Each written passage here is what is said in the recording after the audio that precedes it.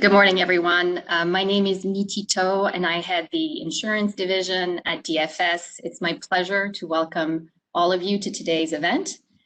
We called it Diversity in Action because we wanted the focus to be on concrete steps insurance companies can take to turn their commitment to diversity into action. And as we know, that is our collective challenge, moving from words to action and ultimately to change. So I have the pleasure of moderating today's event, but before introducing our panelists, I'd like to introduce a woman of action par excellence in this area, as well as many others. Superintendent Lacewell has made diversity, as you all know, one of her top priorities since she took the helm of DFS 2.5 years ago. Early in her tenure, some may remember pointed remarks at an NAIC speech to her fellow insurance commissioners who were gathered in New York for a conference that we really had to do better as an industry on diversity. And since then, she's led by example, not only by hiring a diverse leadership team here at DFS, but also by supporting the agency's first affinity groups.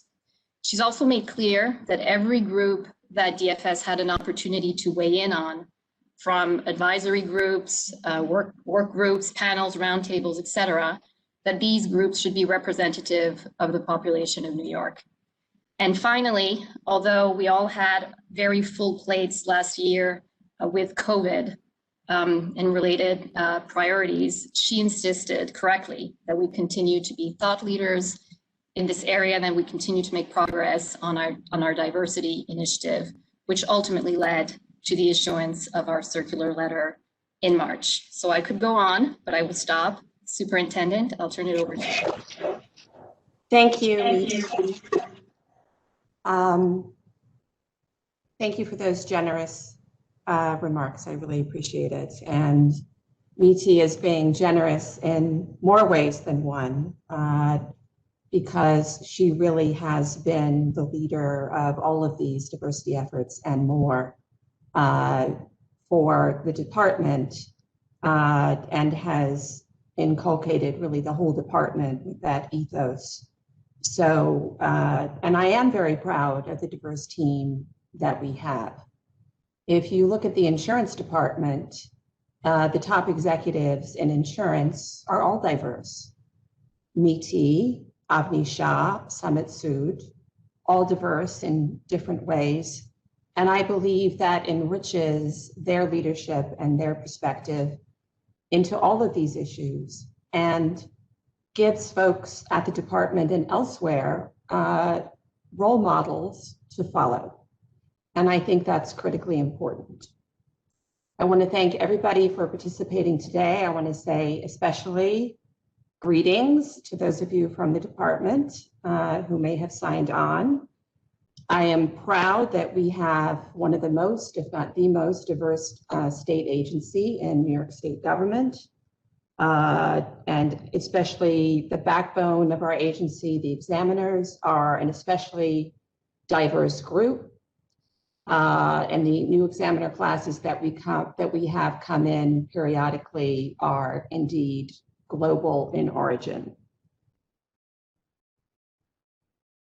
Diversity is very important to me, going back to the beginning. My mother is from India. She's Anglo-Indian, left over from colonial days, I suppose.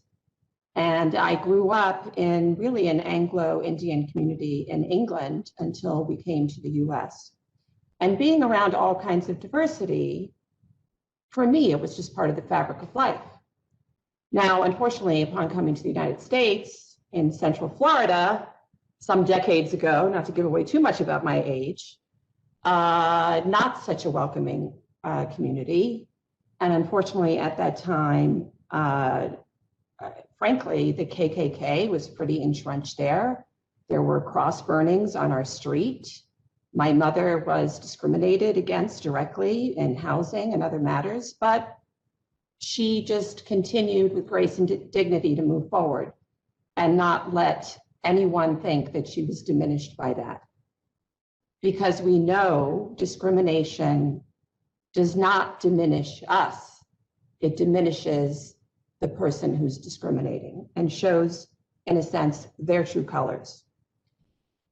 Upon coming to the department, diversity was very much on my mind.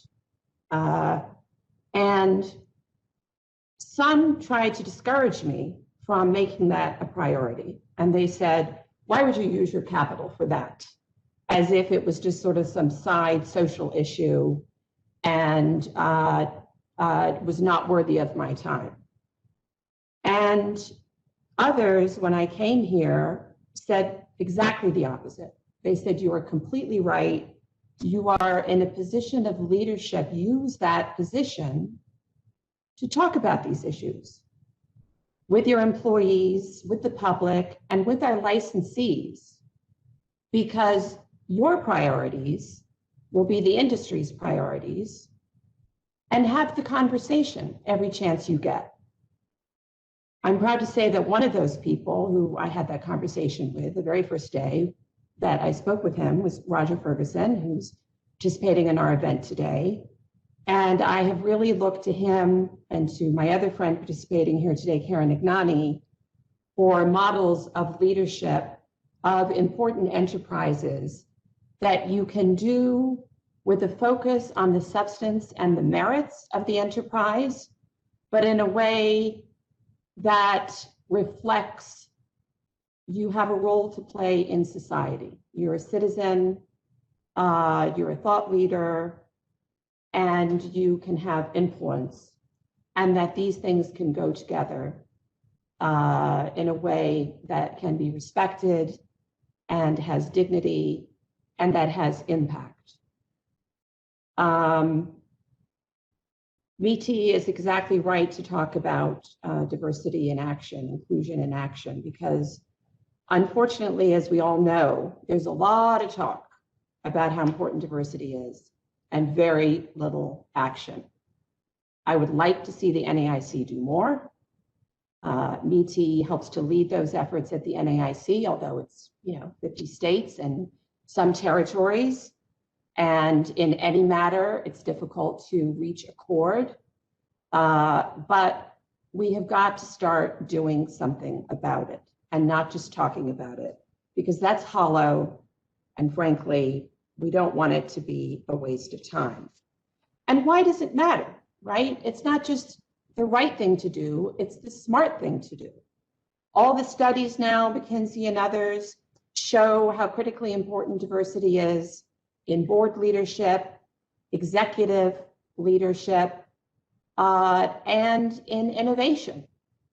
So if everybody's sitting around the table at a board of directors or an executive staff meeting, all have the same backgrounds, you might as well be talking to yourself. You need the richness and diversity of perspectives of all kinds. And then you will have a richer debate and discussion and a fuller array of options to pursue. So, and then on innovation, the studies show if you want to innovate, be diverse. Because again, that breadth and depth and difference in perspectives brings ingenuity to the table. So in insurance, in banking, in fintech, in virtual currency, in all of the areas that we license and regulate, diversity is critically important. And as Miti alluded to, we have started to bring to bear with the industry, and we appreciate the industry's input and support through our dialogue with them. Nothing comes as a surprise. We talk about it first, and that's the way it should be. So we are starting to collect data from the largest insurers. And when we receive that, we'll analyze it, we'll anonymize it, and we'll put some findings online as a first step, and we'll take it from there. But we all know that transparency has a tremendous power. So saying to the industry, take a look inward and see how you're doing. And we get it that it can be hard if you're an upstate entity and perhaps your community is not that diverse. But we need to all learn from each other. And to the big entities, I say, it can't be that hard. If you're a large insurer, you should be able to recruit qualified, indeed exceptional people from diverse backgrounds. You just got to try. If you're considering a position and you have no diverse candidates in the pool, by definition, you're not going to appoint somebody diverse. If your board of directors serve multiple terms, one after the next, and they started off non-diverse, you're tying your own hands in achieving diversity and improving the integrity and the performance of that board. And in today's increasingly challenging environment, you need all the richness of perspective, all the innovative thinking that you can get.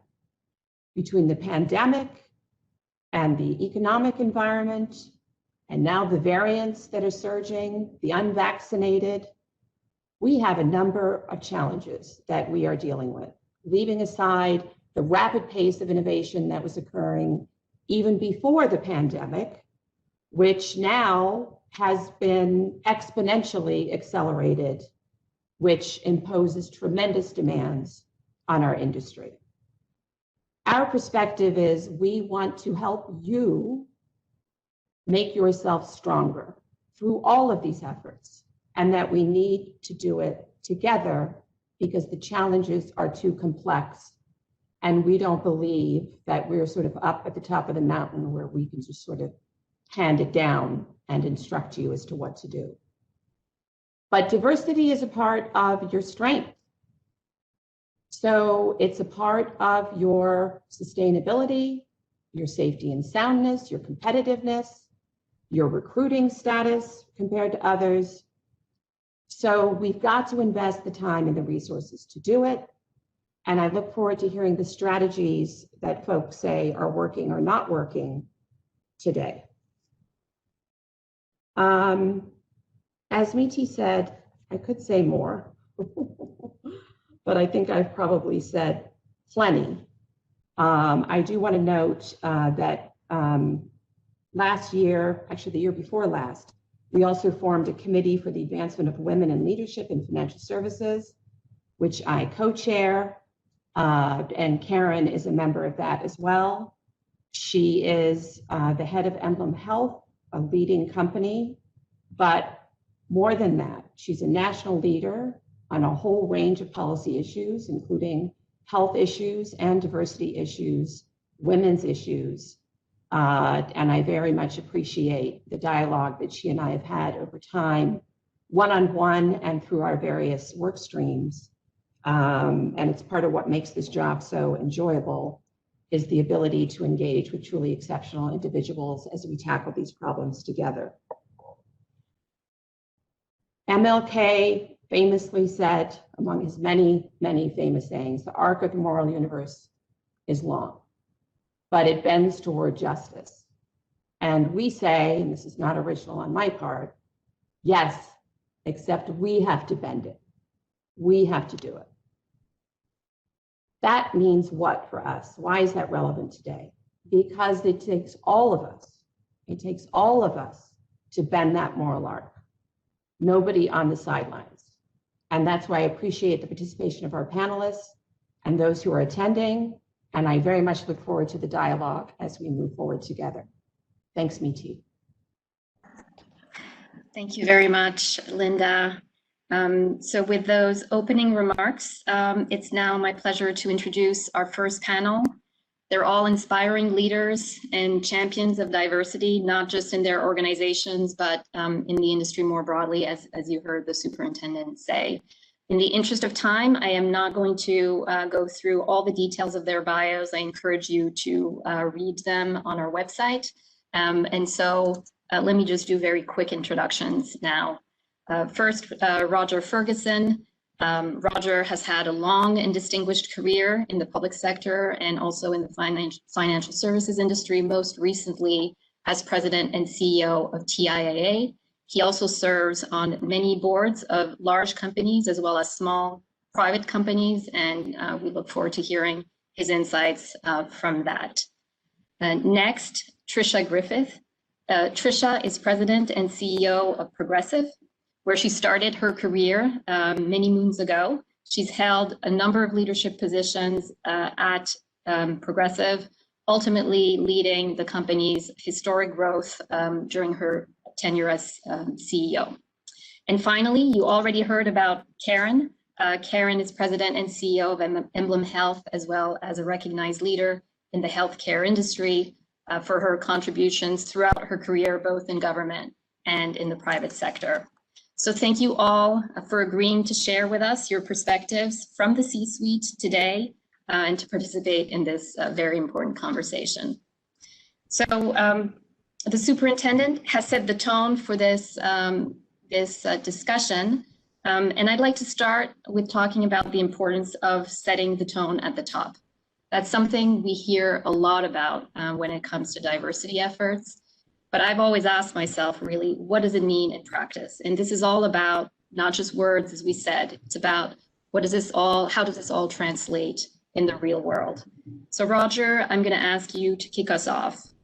Can you please tell us, in your experience, what concrete actions can senior management and board members take to set the right tone? Great, thank you. And it's a pleasure for me to be here. And I must say, Superintendent Lacewell set this up really well. I'm going to steal many of her comments. So first, tone at the top is essential in this area. And the reason it's essential is not everyone has the same point of view.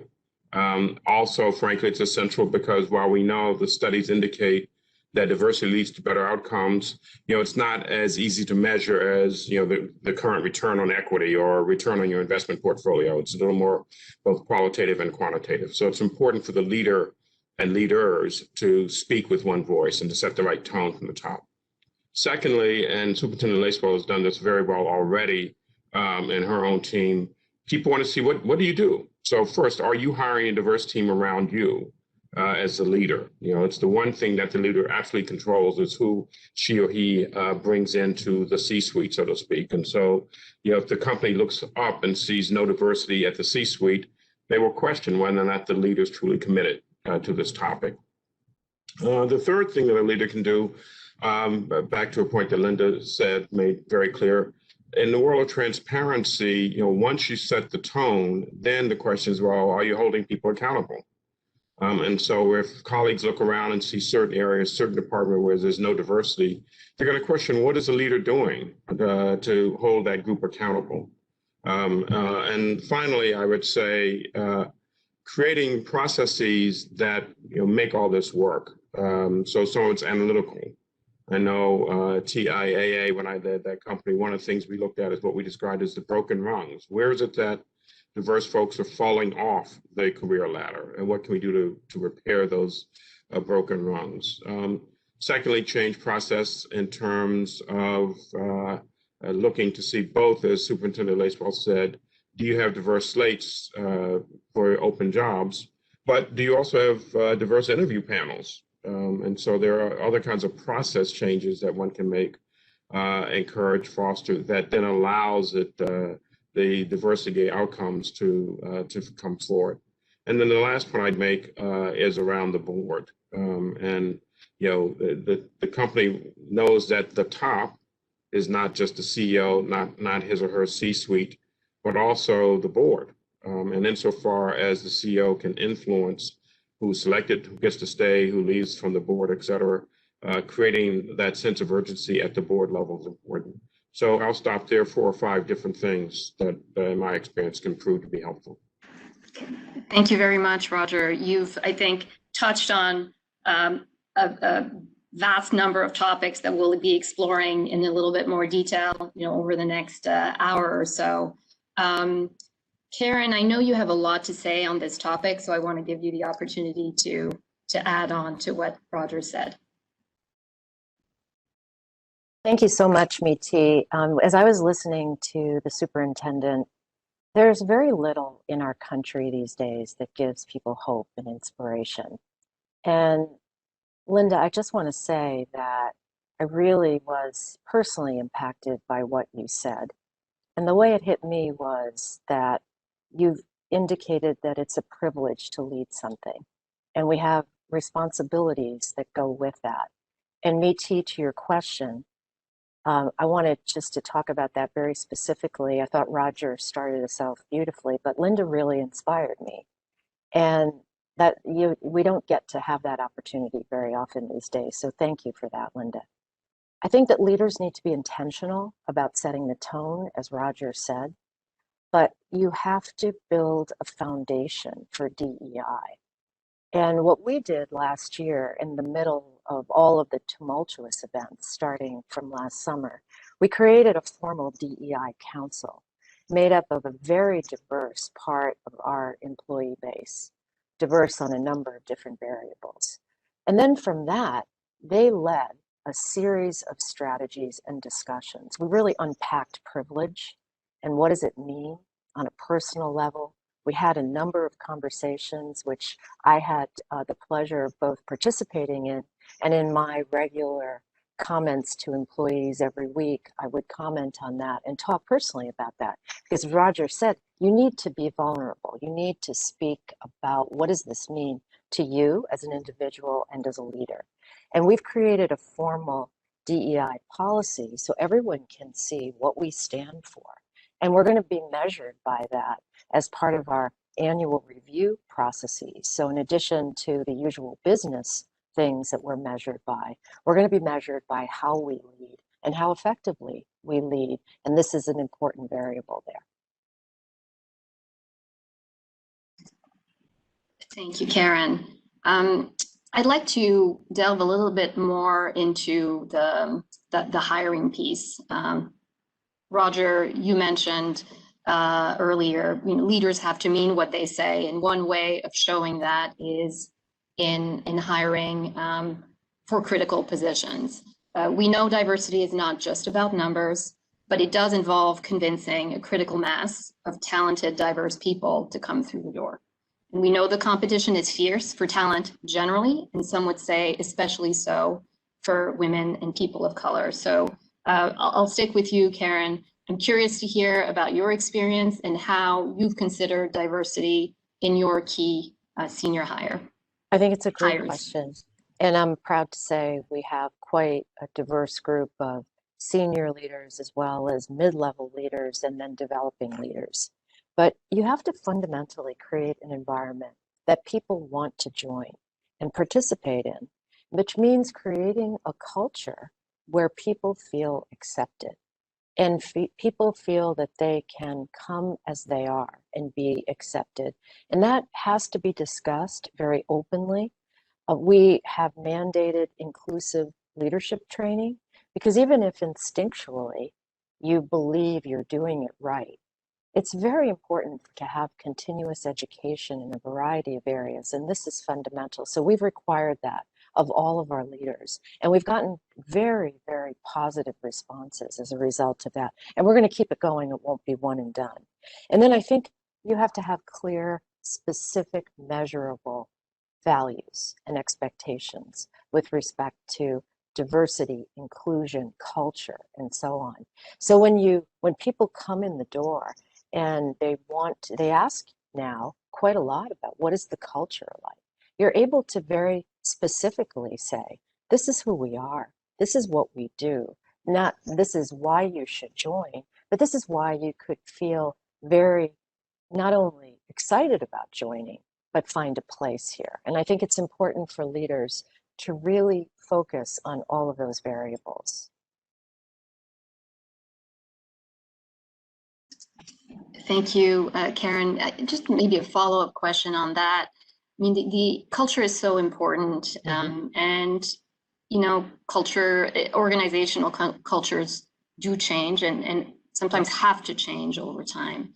So I'd be curious for your or Trisha or Roger's thoughts on how you implement that type of change. If as a leader you recognize that there is a problem in the culture that may contribute to a less diverse workforce, how do you go about, where do you start? You start with your values. And we actually entirely changed our values with with respect to what happened last year.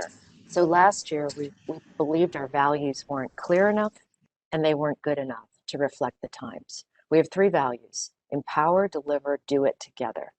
And all of the issues we're talking about today are imbued in each of those values. We each know them, we talk about them, and we talk regularly about what they mean. Because we want people to feel included. We want them to feel not only that they're active participants, but they're proud of being part of a culture where they're accepted and they're invited to actually participate. If I could come in, I agree fully on Karen's point about values. When I was leading TIA, we did a complete values refresh. And it was really powerful because the way it was done was both top down, but more importantly, bottom up. I said to the company, look, the leader can't impose values. Values are reflected in what you do every day. And that process is about a year-long values refresh, really energized the organization. The second thing, and I think Karen put her finger on it, is those moments of crisis that occur. Those are the moments when you can demonstrate who you are, what you believe in. And so, as with Karen, as we dealt with the George Floyd issues, we had town halls, we had some really tough conversations that brought many issues to the surface, and we had to confront them directly.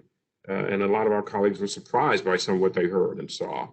And so I think, leaders get to show their mettle during moments of crisis. And unfortunately, we've had, several of those over the last year and a half. So I fully agree with Karen on that topic as well. And then finally, it really is about making sure that the team from top to bottom embraces those values and looking closely at individuals who seem for some reason to never be able to hire a diverse candidate or never be able to promote a diverse person, and bring those people in and have serious conversations about aspirations and expectations is important. And frankly, there may come a point, as difficult as it is, that people have to exit if they aren't embracing of the topics that we're talking about here. Because I firmly believe that, how you do something, how you lead, how you manage, how you produce results is as important as the results themselves. And so I think there's a lot to what Karen just said. I want to just reinforce it. Thank you very much, Roger.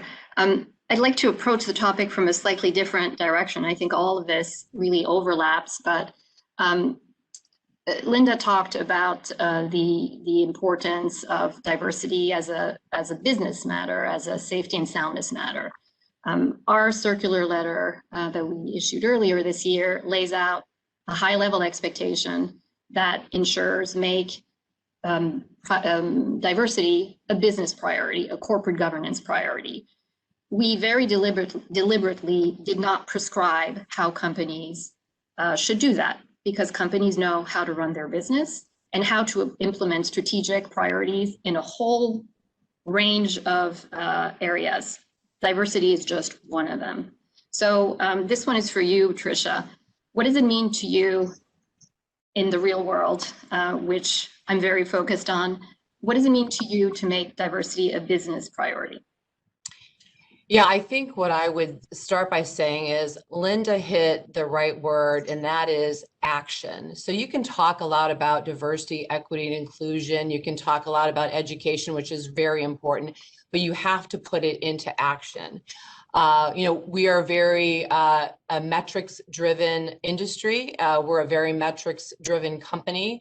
And so although we've had diversity, equity, and inclusion objectives for many years, starting back in the early 2000s when I was head of HR, last year was the first year where we took a deep dive to understand where we weren't making efforts. So as an example, we felt really great about our programs. We have a 7-year-long program called Multicultural Leadership Development, where we would have a cohort of people solve a business problem, and the rate of those people getting promotions is about 36% higher than people that aren't part of that program. And the majority of the people are people of color, and it is a fantastic program, but you have to invest. You have to spend money to do that. Roger talked about the broken first rung. We have started a program last year about how do I get into my first supervisor role as a person of color, as a female, and we're working on that. So we have a lot of programs. It takes a lot of investment, not just money, but effort. So I think that is really important. But last year, I took a look and I realized that at our highest level, say equity level, participants of leadership, we realized that it was not reflecting the people that we lead. And what we realized was over the years, in terms of, you want to be really efficient in insurance because the margins are small. What we had done was we'd gotten efficient through technology. And even though we grew in the last 10 years, individual contributors by about 40%, we had shrunk our leadership. So making those opportunities and setting a specific goal. And that took a lot of conversations because everyone will say, well, it's the right thing to do. But we set goals, we look at trends, we look at everything else from metrics. Why wouldn't we do this? So we set a goal to double the percentage of people of color by 2025 in the most senior leadership roles. We're not there yet, but I'm telling you, once you did that and you talk about it all the time, if you read my my quarterly letters and my annual letter, I always talk about diversity. I talk about it at every new hire class I do. I talk about it at every single event I do, because when you talk about it, when you put metrics around it, people get it. And again, if you are interviewing, and actually I have an opportunity right now because my chief marketing officer is retiring next year. When you're interviewing, if you don't have a diverse slate, you're going to hire someone who looks like you, or typically, unfortunately, in insurance, sometimes a white male. So I think it's really important to put metrics around it. Be vulnerable. I mean, I think what happened last summer with George Floyd, Breonna Taylor, and so many others, changed me as a leader. I've been here almost 34 years. It changed me as a leader to be able to confront the privilege of the color of my skin, to confront and say, publicly, especially within Progressive. I did videos every week when the pandemic started, and after George Floyd, I talked about Black Lives Matters, and that makes you vulnerable because not everybody wants to hear that. And like Roger said, some people are going to leave because of my stance on diversity overall and bringing your true self to work. Karen said that. So to me, I've gotten that over the years of, I don't believe your stance on LGBT. Well, maybe this isn't the place for you to work then, and I'm okay with that. And then one thing I'll just finish with, like Linda said, you can do it. It may take a little bit longer, but when I first came into the CEO role a little bit over 5 years ago, the board was not that diverse. We had 2 females, and then I was the other female that was not independent. And I realized as people started to retire that the Nom and Gov committee, that's their job. But they would bring people, and rightly so, that they knew, which kind of looked like the people that were already on the board. And I realized that if I didn't kind of take control of this, that we would end up not being diverse. So I asked them specifically, can I be the first to interview? And then you all can say, no, I don't think this is good, versus the other way. It's hard if someone says, here's this great guy from Goldman Sachs, JP Morgan Chase, and and he is a great guy. But again, the same type of persons. And so they said, yeah, sure. And over time, I had a skills matrix. I wanted someone with cyber expertise. I wanted someone with a good technology bend. And I looked at the universe. And if you think you're going to get a Black or female CEO for every position, you're wrong, because there's not that many of us. But again, that next layer is actually sometimes better because they're in the operational group. And I am proud to say, right now, as we sit, we have 12 board members. I think we're the only Fortune 500 company that has a female CEO and female chairperson. And we have 6 females, 6 male, and 2 people of color. And that doesn't come without action and being intentional and having a plan. And those board members are fantastic, and they fit the skills that we needed, and they've made me a better leader. Thank you so much, Tricia. I think you've covered also a lot of things. And, as we said, tone at the top. I think that's where we started. And I think all of you are illustrating this point very well. So I think your answer really is a nice segue to the next question, which is focusing on or delving a little deeper on corporate governance and board diversity. That is a key part of the guidance we issued. It's really the anchor of the guidance. I mean, you all know that regulators focus a lot on governance because that is one of the first lines of protection and the foundation of safety and soundness of our industry. So Roger, I'd like to ask you. You've worked obviously with boards as CEO. You also sit on several boards and very different boards. What can companies do to make sure that boards are not just echo chambers and really provide management with the variety of skills and perspectives that the business needs to be, the best it can be? Let me start by echoing something Tricia said so well, which is one, it's about being intentional.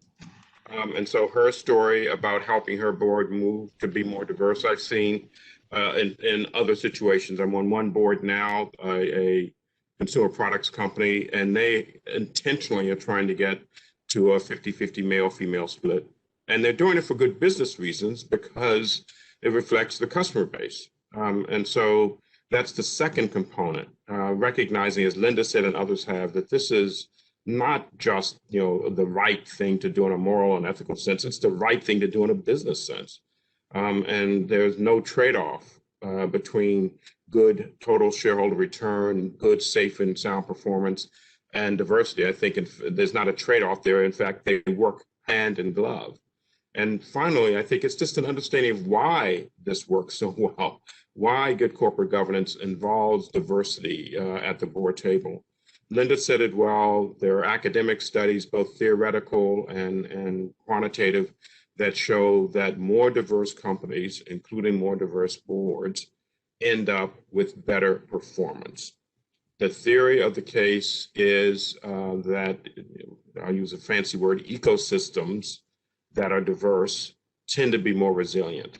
There's a whole set of literature by an economist out of Michigan named Scott Page that started this discussion in an academic theoretical sense. And now, as Linda points out, it's been carried on with McKinsey and many others, showing that more diverse companies at the C-suite level and at the board level end up doing better.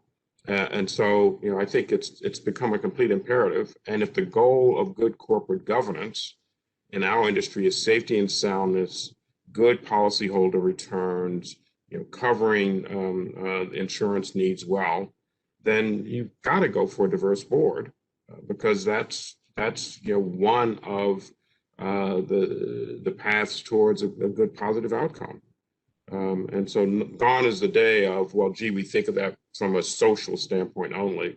Currently, the message is, as your release says, this is really good corporate governance for bottom line reasons, and therefore has got to be fully embraced the way you embrace any other investment in an organization that leads to a good return. Thank you, Roger.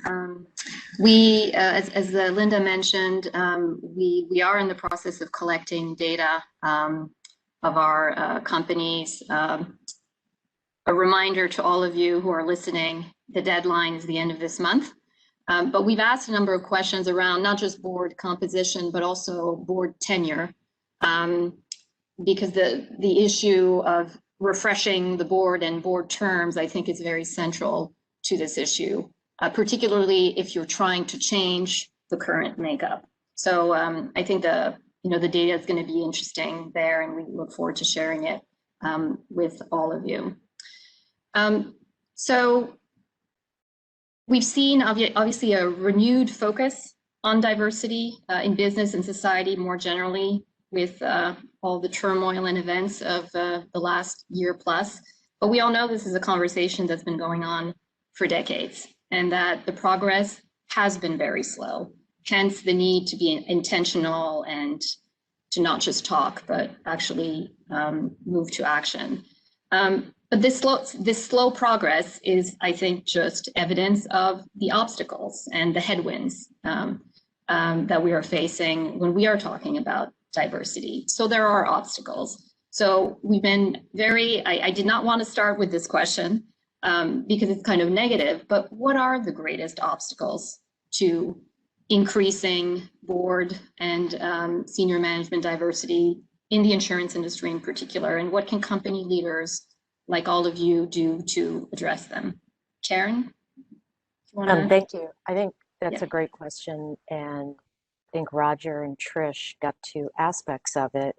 In saying it very honestly, there shouldn't be any obstacles. There's no excuse anymore. The reason that boards have grown up the way they have is that past business leaders were primarily white male. They recruited people who looked like them, were like them, and that they knew. And women and people of color weren't part of that club. And now the world has changed, thankfully. And I think that gradually we're going to see significant changes. I'm proud to say our board has really embraced refreshment. And in the last 5 years, we have recruited 5 new board members, and they're all diverse, which is terrific. And we'll continue on that journey. I also think Trish said something very important about matrices that nominating committees use. And diversity has to be added to those matrices. Yes, we need people who are familiar with tech and various business skills, et cetera. But you need people who are reflective of the people that we serve. And we talk about that in our boardroom. We talk about that in our nominating committee. And again, as Roger said, it's very intentionally. And what Linda has done, Miti, in setting expectations and asking questions and creating transparency and shining a light, I think is one of the most important things here to actually spur action. Because I think corporations are not going to want to look like they're behind the curve. They shouldn't be, because we all create and we serve so many diverse people in our respective walks of life that the public should expect that we're diverse in leadership, in staffing, and everything else we do. And I think what Linda has done in laying out these expectations and making it very intentional from her part, I think will change things very substantially and far more quickly than otherwise would have been the case.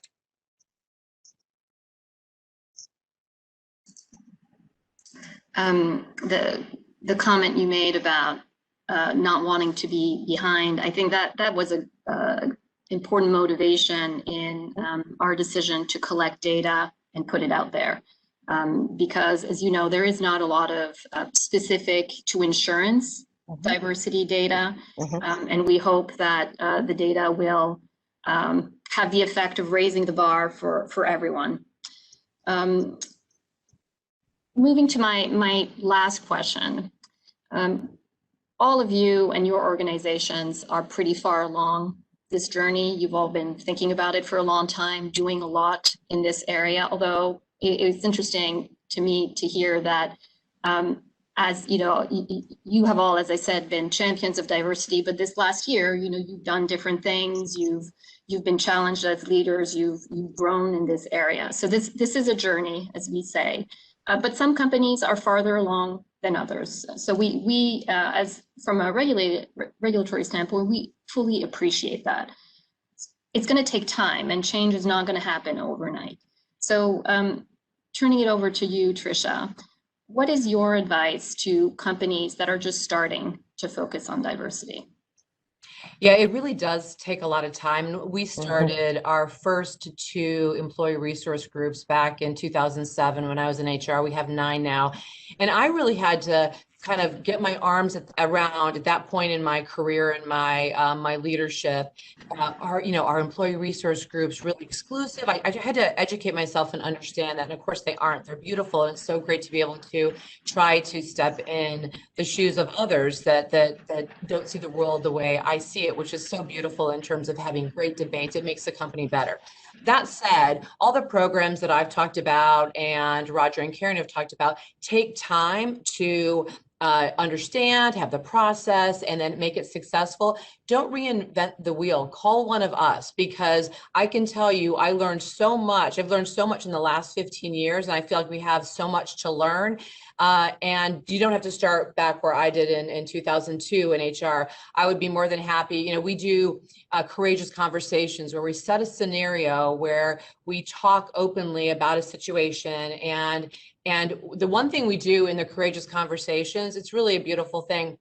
The first premise is assume positive intent. Assume that all of us are good people, want to learn, want to understand things, and then you can have those conversations, and then you learn, and then you see it differently. So we have formulated so many programs. We just finished about 3 weeks ago. Every year we have an inclusion week. This year it was about allyship, and we had, I went to 14 sessions in a week. I was on a couple panels, but those things take time to develop. Don't reinvent the wheel. Come to one of the companies that you see that you believe is doing it in the right way. And of course, if you ever think you're done, you're not. But steal that, and then we all move forward together to try to understand it. And I think too, it's amazing how much I've educated myself in this last year. I was embarrassed at how much I didn't know. Pick up CAST, read that, understand, history that is not taught in our schools. And I think if you start to do that and move forward, you have a good start. But again, I'd be more than happy to work with any companies out there to help them get a boost, because it does take time, and there's no reason to start, 15 years ago. Thank you, Tricia. You're making the case for this webinar today. I mean, this is really about sharing experiences, and as you say, sharing, your experience, not reinventing the wheel. This is a big part of why we're doing this. Roger or Karen, do you have any thoughts on this before we wrap up this panel? Let me jump with a couple of things. One is, I think Tricia's point that you're never done is important in this space. In my own company, we were very proud, and still are proud, that diversity, inclusion, equity are in our DNA. We're the first company to have a Black officer in insurance back in the 1950s, and yet we discover we're always on the journey of continuous improvement.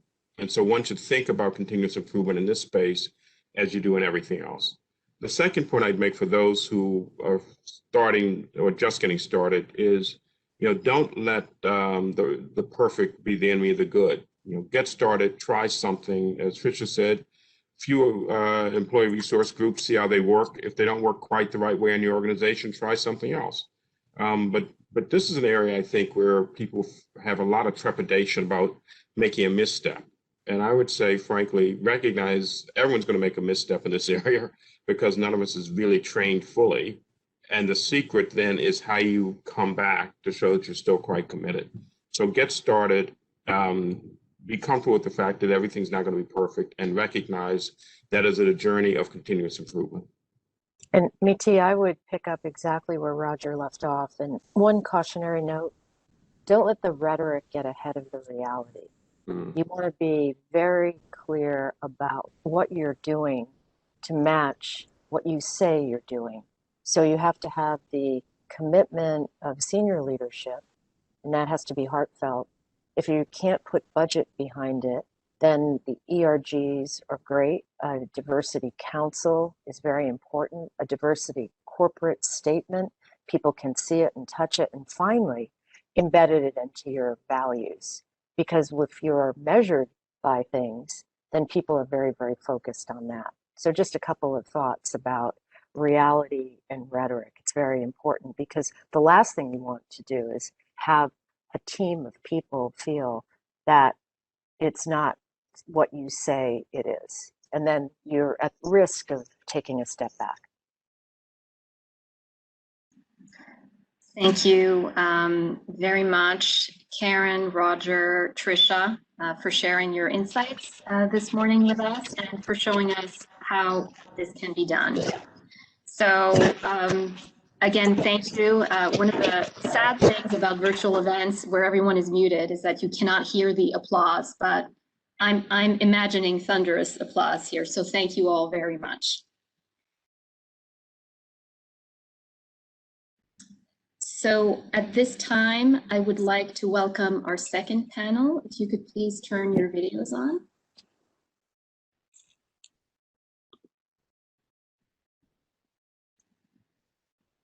Okay, I think I see everyone. And there's Lauren. Okay, so I'm delighted to introduce our second panel. Our first one set a very high bar, but I know we will surpass it with our second panel. So I'll do brief introductions. Again, I encourage all of you to read our panelists' bios on our website so we can leave more time for discussion. So starting with Greg Jacobson. Greg is co-chief executive officer of the Jacobson Group, which is a staffing and recruiting firm that specializes in the insurance industry, including searches for board members and C-suite roles. Marguerite Tortorello is managing director of the Insurance Career Movement. That is an organization that consists of over 1,000 insurance companies that are working together to inspire more people to choose insurance as a career and to advance DEI in our industry. And finally, last but not least, is Lauren Young. Lauren is Vice President of Diversity and Inclusion at Travelers, and she's responsible for the day-to-day management and the leadership of Travelers' Enterprise Diversity and Inclusion initiative or program. I'm not sure exactly in what category it falls. So thank you all for being here with us today and for sharing your expertise. After hearing perspectives from the C-suite, what I'd like us to do in the next 35 minutes is to go a bit more in the weeds on actual practices, programs, initiatives, really what companies are actually doing to be more inclusive and diverse. So let's start where we left it off with the first panel, and that is with the recognition that not all companies are starting from the same place, and not all companies have the same resources to devote to diversity initiatives. I think those are two very important, just realities. Lauren, I'll start with you. What, in your view, is the most effective way to get started? And we heard from the first panel that we cannot let perfection be the enemy of the good. You have to start somewhere. But if you're a smaller organization that may have more limited resources, what does that mean? Absolutely, and thanks, Meeti. Good morning to everyone. I'm actually very happy to be in such great company with the leaders from both of these panels to speak about this business critical area that has been the center of discussion for a lot over the past year. So you're right, when you talk about the large organizations, you can kick off your diversity initiatives with a community of different employee resource groups, similar to what Tricia mentioned in the last panel. However, you may not have enough people ready to make this step or even drive this effort. So starting small, my recommendation would be the best place for any company to start is by drafting a belief statement. So when you think of corporations, you have a mission statement, a vision statement, those are all a given. You would expect to see that organizations want to know how they want to be viewed and identified by their customers, their employees, and the communities they impact. However, the belief statement is not as common. And that's what I see as the active aspiration of an organization. So this means that there are efforts happening every day to really bring this belief to life and generate outcomes.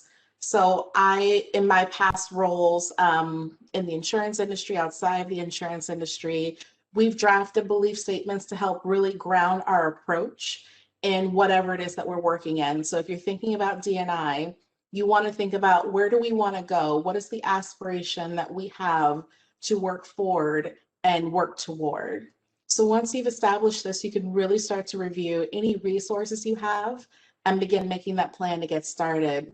You may not get to the state described in your belief statement in the first, second, or even the third year, but you can really start to establish milestones to determine whether or not you're making progress.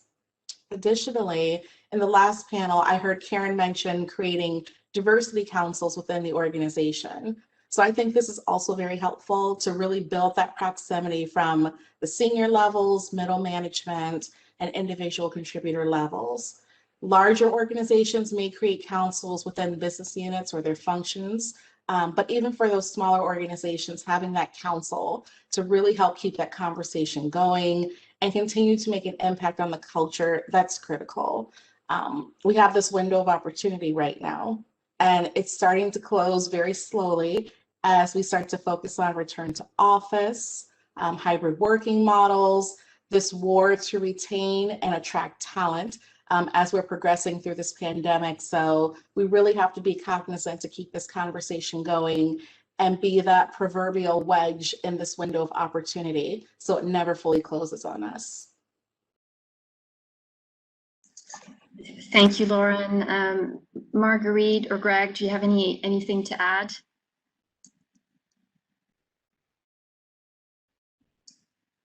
Oh, you're on mute, I think, Marguerite.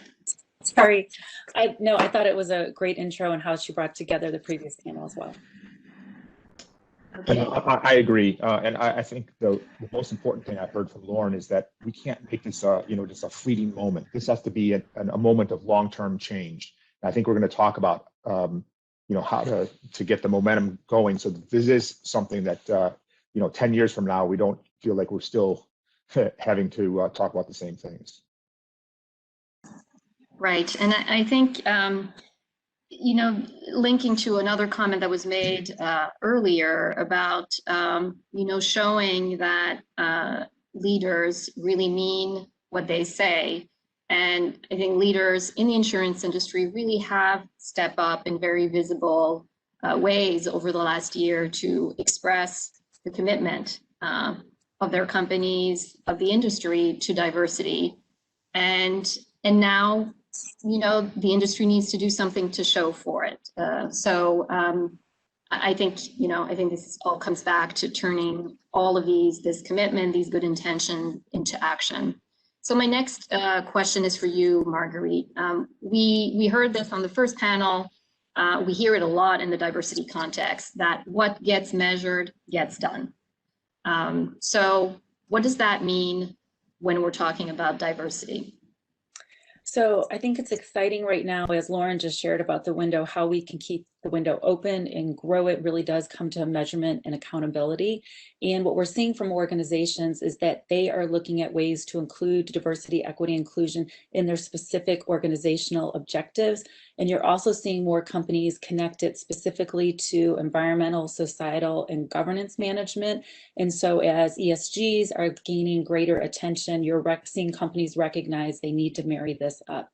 There's a great example by Assurant. They've done a great job in being very transparent on how they are making diversity a priority in their company. Talent is one of their top 3 strategic focuses, and you can go to Assurant's website, and right on their website you can see their specific goals and action plans, which again I think is great for companies to show that level of transparency. And then they've gone through and they've listed out specifically how they're going to try and advance diversity to better reflect their consumers, to better reflect their communities, exactly as what was said on the earlier panel. And they talk about their interviewing process, diverse slates, how they have new requirements for interviewing, how they're looking at diversity in suppliers and other areas. So I think that's a great example of including it in your organizational goals.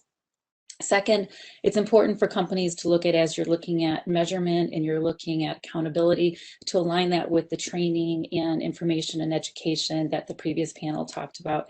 Tricia mentioned the courageous conversations. That's a great example. We've also seen Travelers, Hanover, Zurich, other companies conduct anti-racism training, conduct the courageous conversations, conduct unconscious biases. Those types of training can really help make sure across the organization we're all becoming more aligned and a better, deeper understanding. And again, that vulnerability that Karen talked about, that Roger talked about, that's really important as well. And then finally, we're seeing a greater movement towards specific inclusion in leadership performance objectives. And where we're really seeing that to take traction is at the management and above level. So how are we targeting managers as well as our senior executives and having those specific components? We're seeing companies like Travelers and Progressive, where they have that specific leadership component about advancing a more inclusive environment and advancing diversity, but they're also providing additional training for those managers and above. So recognizing we're making it a specific metric, but we're also going to give you some additional resources to help you succeed and lead the organization. So there's some great action specifically on measurement by companies. And then I also think we need to talk about the collaborative work in the industry. So I want to commend the Superintendent Lacewell, Michi, you and your team, as well as others for taking actions like today, having webinars where we can bring people together for best practices. That's going to help move the needle faster. We've also had the great conference by APCIA, Lyconi, ACLI. They've been doing a diversity and women's conference for several years now, and they're trying to provide tools.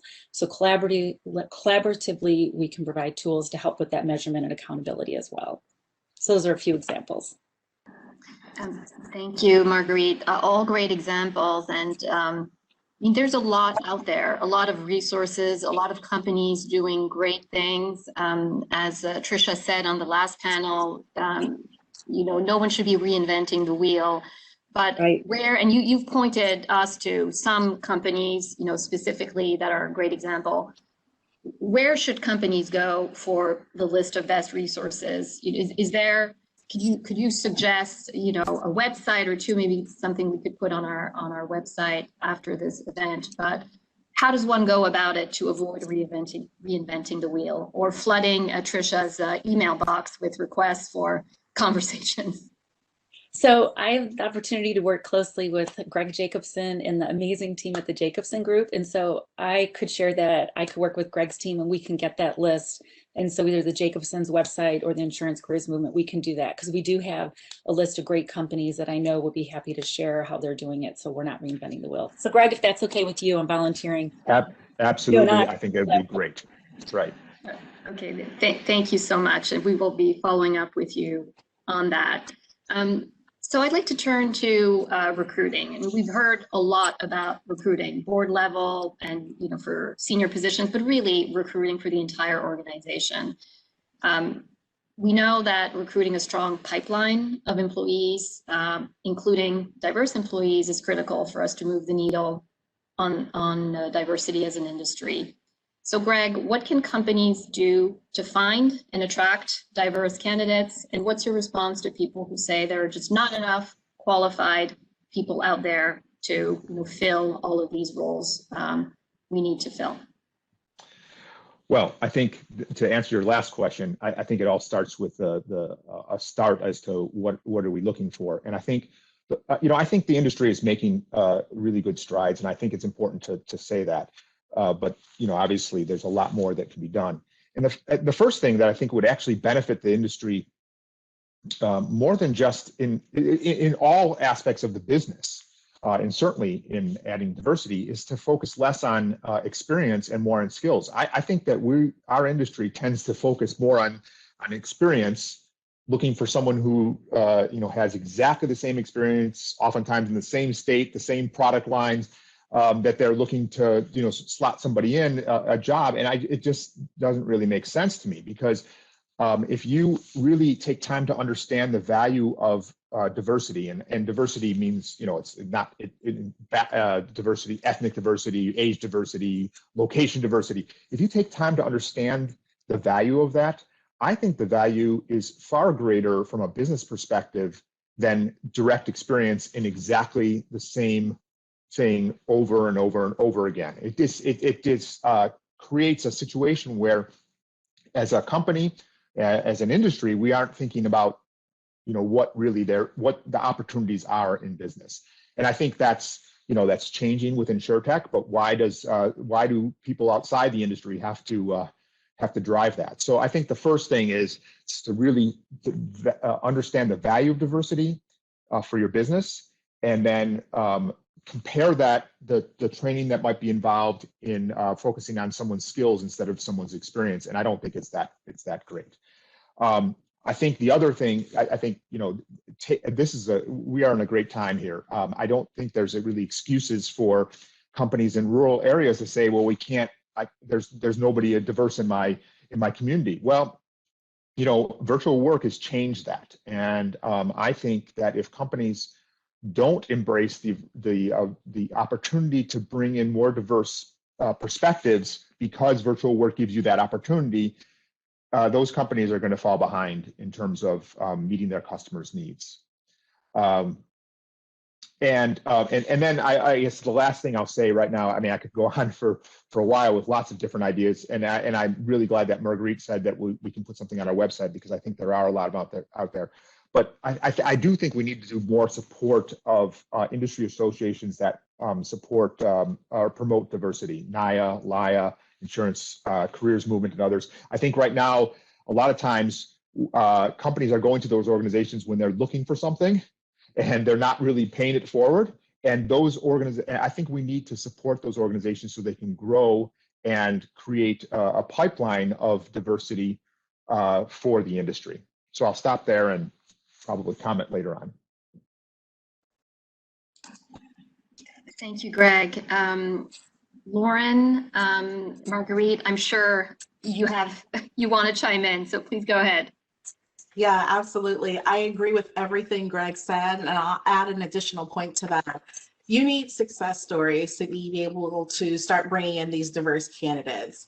We're always on this continuous journey of improvement, as Roger said in the last panel. So we want to make sure that we're bringing in new diverse talent, get them into our pipeline. I think that's fantastic. But the approach that we use to do this is most critical. So just going out and saying that you want to attract candidates from HBCUs or the Hispanic serving institutions, if you don't have those success stories already in your organization, could lead to or won't get you to the results that you're looking for.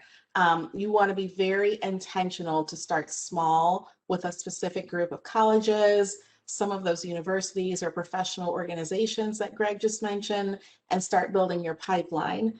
That way, when you go back to very specific groups and you're trying to promote your organization, they can, they're going to ask, like this new generation, they are not apologetic about asking about your diversity and inclusion strategy, your sourcing strategy. They grew up, experiencing a lot of diversity in their lives, and that's what they expect to see in the professional world.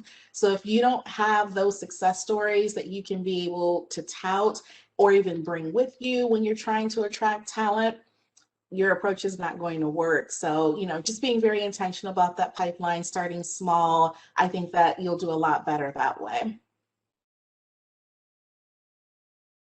I agree, Lauren, and I agree with Greg's comments as well. I would just add a couple other resources that are already underway that you could jump into.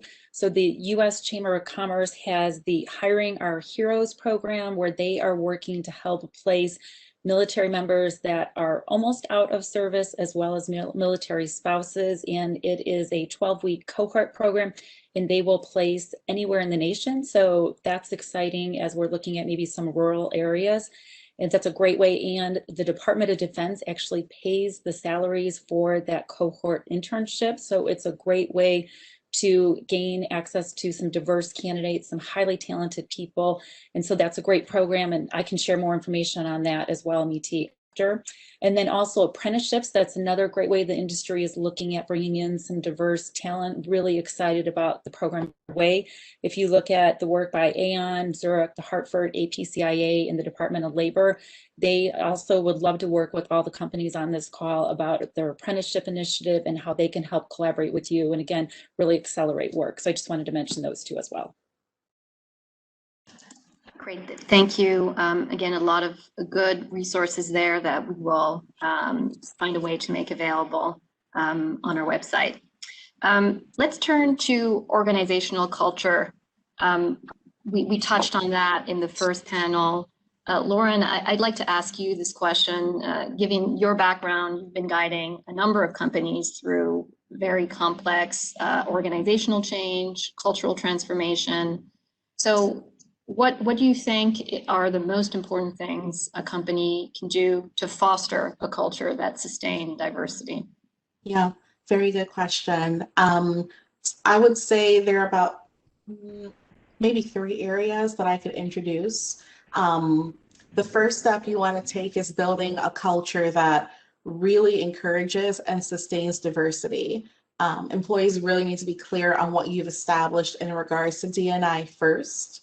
I do feel that, especially after last year, there's a lot of energy and drive around creating activities. There's been a lot of investment, and there has been an acknowledgement made of everyone's unique perspectives, which is great. So companies have a lot of pride around what they've done, and employees have a lot of appreciation for that work so far. But if we don't have concrete outcomes from those activities that we've built, it's going to be very hard for employees to have that awareness of where we are as far as our D&I approach. The second thing is role clarity. So you may have an Office of D&I, you may have a diversity council, you may have employee resource groups, but there may still be a lack of clarity as to what role each employee has to make a difference in regards to what D&I is doing. So if you're a leader, if you're an individual contributor, making sure that you know how you can contribute to D&I efforts is critical. You think about the onset of the pandemic, and you think about how we all felt after the news about George Floyd impacted our lives. There's just so much interest within all of these companies to get involved in D&I. But if you're not providing enough direction as part of the organizational culture as how everyone can individually contribute to creating positive outcomes, to building psychological safety, to increasing belonging for everybody, that could also derail you in that area. And then finally, I would say employees just want to see more action. We're having broader conversations about D&I in the workplace. That's fantastic. But what comes after that? We're building awareness about unconscious bias. We're doing anti-racism training. That's great too. But what comes after that? What's the next step? So there has to be some type of visible action taken and progress shared throughout the organization. And this is a concrete step that companies can take to really build that type of culture that encourages and sustains diversity. Michi, if I could add one more Of course. to what Lauren said. I think at an executive or a leadership level, learning is key. The best leaders are always learning. They're continuous learners. And I think that, the definition of inclusive leadership is it requires that you understand, being aware of your own biases and your own preferences. And I think that if we start at the top with learning and understand why this is important, that can drive really everything. There are DEI coaches out there that are focused on, executive learning. I encourage, people, the leaders, to think about, how can they understand the issues better? They're not, sometimes when you just based on, tenure, you're not really in touch with everything that's going on. And if you want to be a great leader, you have to become in touch with what's going on and continuously learn in this area. Thank you, Greg. I had a follow-up question for the entire panel, and that is, and this is based on some conversations that we've had with our regulated companies as we were developing our thinking on our guidance on diversity, and also as we were trying to come up with the best way for us as a regulator to support companies in their efforts to increase diversity. And one thing I've heard multiple times is that it was very helpful for the regulator to say this is important because it empowered people who were trying to advance diversity in their organizations and empowered them to go to their superiors and say this is very important. Even our regulator is saying this. So in that context, what advice would you give to people who may be listening to us right now who want to advance the conversation in their own companies, but where the leaders may not be completely on board or not are not, let's say, like the three leaders we heard about or heard from in the first panel? So what would be your advice? How should they go about it? So I can share two parts. So first is, well, we've heard conversations from people that sometimes it can seem like volunteer work, or like they're on a committee, they're on a council, they're an employees resource group, but is it tied to the core job performance? So making sure some of this work is really in people's job descriptions. And so it's something that they are paid to work on, and that helps show that this is something that we are serious about, we're committed to, that this is part of people's actual jobs. That helps with that accountability. And then having those conversations with managers about why it's important with senior leaders. When we look at talent, why people stay or stick to their job, it's because it's tied to that purpose driven. And you're seeing that in the younger generation of workforce. They want to be aligned with purpose. And then particularly this moment in time with where we are with COVID and with what Greg just said with remote jobs, there are many job opportunities out there. So if we're trying to, as Lauren, you just shared, if we're trying to bring people in, they need to feel aligned and committed. So having conversations that align with what's your career path, this has meaning, this has value to me personally, as well as to the company, that can help. And then at the highest level, I mentioned the environmental, societal, governance, the conversations of how companies are being assessed and monitored, whether it's by regulators or whether it's societal. Tying those conversations, I think, will help as well, like recognizing this is, while a lot happened last year, it is not going back to the way things were in 2019, 2018. And so companies need to take it seriously. And so really tying those conversations from personal passion, career paths, as well as those bigger global conversations on how companies are operating, I think can be powerful, almost like bookends.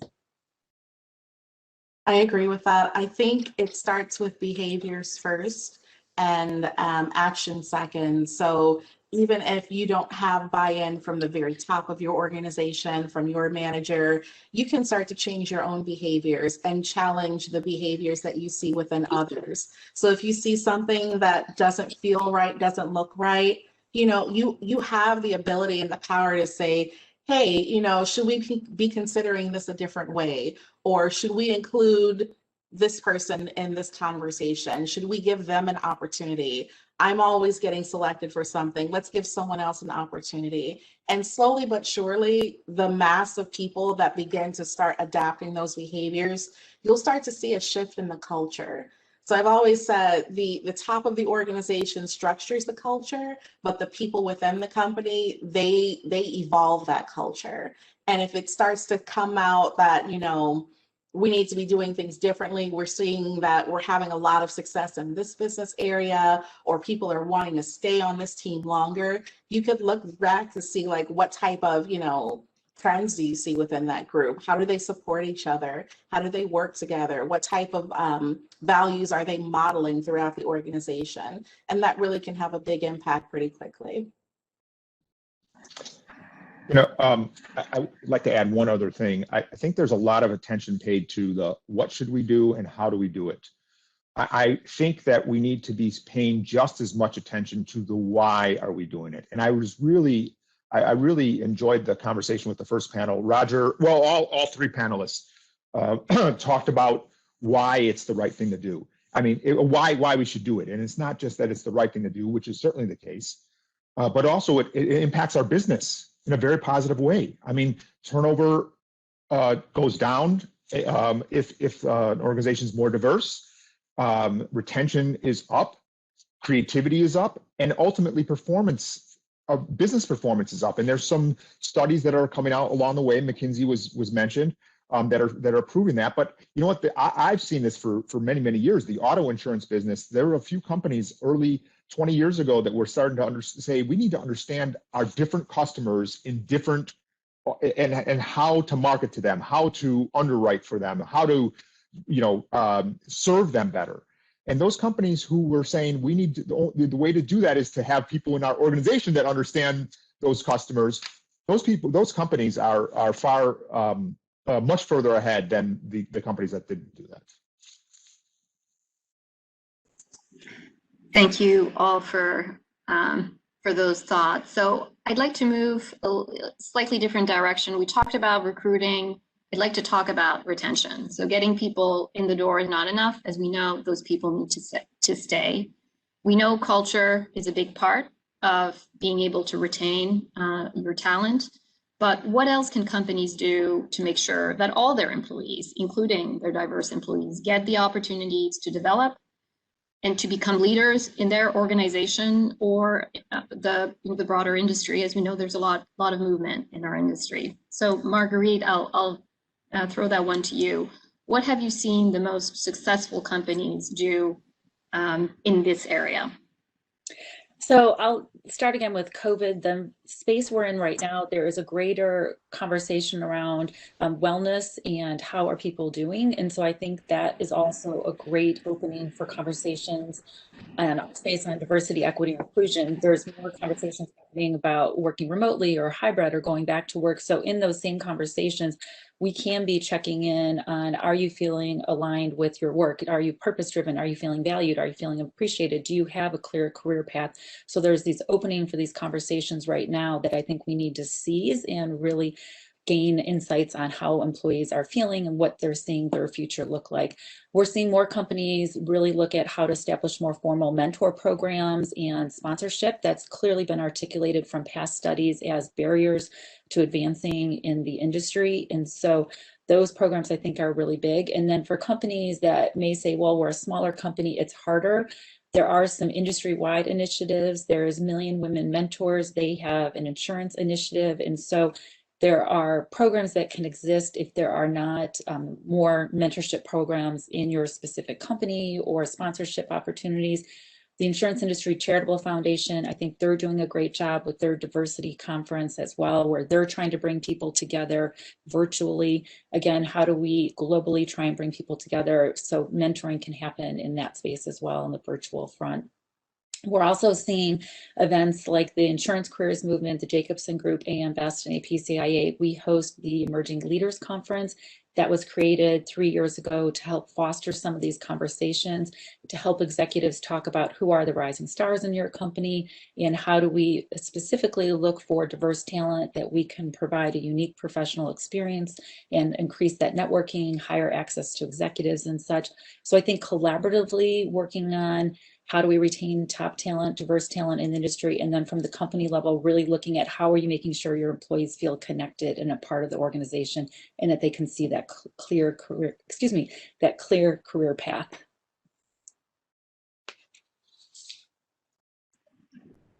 Thank you, Marguerite. Lauren or Greg, do you have anything to add to that? I do think that this is a critical issue because sometimes, and I've seen this in organizations, you know, there's a lot of effort on the recruiting, and then, you know, and then there isn't, and that doesn't produce good results usually. Right. I think I have something very simple to add. If a person feels alone, they will not stay. And diversity can't be about a number. It has to be about, you know, a belief system. And but I think that if you build a truly diverse organization, it will result in superior retention. That's great too. I also wanted to go back to something that Marguerite mentioned about building that proximity, that access to executives. That's really critical because when we have these conversations about talent, whether or not we promote them, whether or not they're high potential, whether or not they're ready for that next, you know, challenge within the organization, those conversations are based not only on talent, but how well do they know these individuals? And if they don't know them, it's going to be very hard to speak about them and position them for these types of opportunities. So it's very important to build that proximity to these individuals. We have programs that do reverse mentoring. So mentoring, sponsorship is important, but it's also important to do that reverse mentoring with leaders because they're wanting to get more knowledge, more exposure and awareness of different cultures and how to interact, how to work with them, what are their challenges to, you know, move through the organization. So being able to step up as a leader in that space and reverse mentor our leaders really helps build that proximity and access to executives. I've seen that work really well in past roles as well, as we are looking at people who are already talented, already high potentials, but are just not moving to that next level for whatever reason. So that's been really helpful in the past. Thank you. Time flies. We're almost at the end of our allotted time, but I do want to squeeze in one more question relating to COVID. Greg, you already mentioned this briefly, how remote working arrangements can help and give companies more flexibility or expand the pool of candidates they might consider.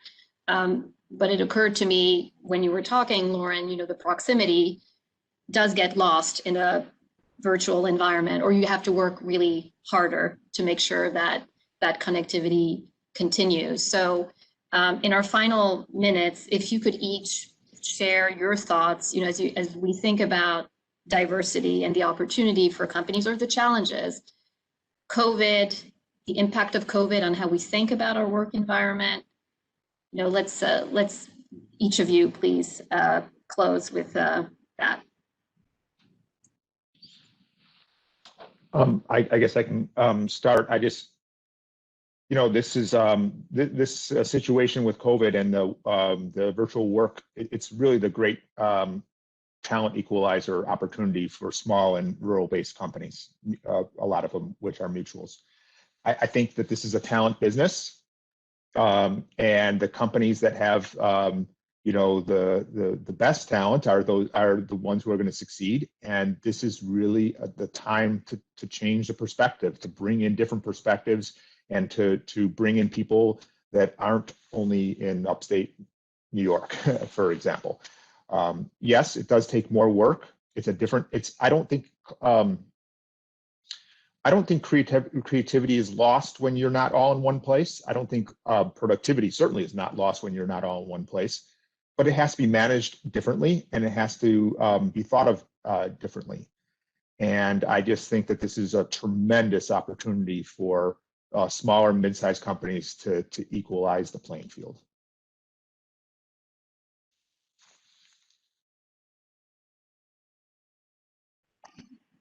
Lauren, Marguerite, do you have any final thoughts?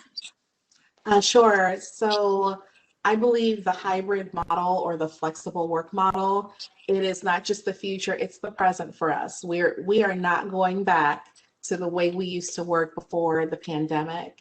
And you think that having a flexible schedule, not having a commute, having the ability to live where you need to is going to keep people engaged and loyal with your organization, and it's just not.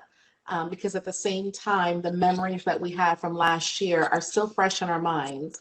You think about the historic layoffs that a number of companies had, and if you weren't laid off, you may have had a pay cut or you may have been furloughed, and you increased your productivity while working at home during a pandemic. It wasn't like working from home. You were actually in your house working in the middle of a pandemic.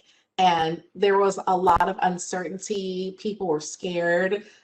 People weren't sure how to adjust initially. And then we just had to keep everything going. So people are still thinking about that. So when you think about diversity, you think about this war on talent that we have right now, it's critical to make sure that, we recognize people are taking more control of their careers right now, and they have options.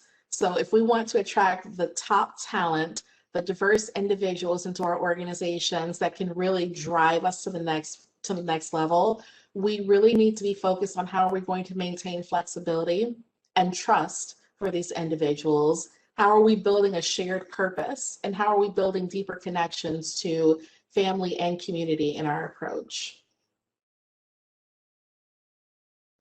And then I would just add that Trisha shared about the importance of having positive intent, having conversations with positive intent. And so I would just say that this moment in time with COVID, I think while there's so many terrible things, it's also created tremendous opportunity. And so if we can move forward as an industry with positive intent, I want to commend Maichi and the superintendent and you all again for hosting this. The number of people that joined this webinar I thought was phenomenal, and it shows that people want action, they want to be a part, and they want to know how to do it. So I think this was really fantastic. And if we all come from a place of positive intent, I know we can attract more people to our industry. It is phenomenal people in this industry, and working together, we can make great things happen. And so I look forward to what's ahead and just appreciate everyone that joined the webinar today, and really look forward to seeing how we can all work together to drive more action. Thank you very much for those perfect final words, Marguerite. So I want to thank the three of you very much for being with us today. You've given us a lot of actionable information. We'll be back to you on how we can make available some of these resources. Time to close. We unfortunately don't have time for Q&A, but I encourage anyone with questions or suggestions to email us at our DEI email, which is insurance DEI, no period, at dfs.newyork.gov. You can find the email on our website and in our diversity circular. And also a recording of this webinar will be available on our website for anyone interested, or if you're interested in passing it along to any colleagues. So I'd like to thank again all of our amazing panelists and everyone in the audience for joining us today. Have a great day.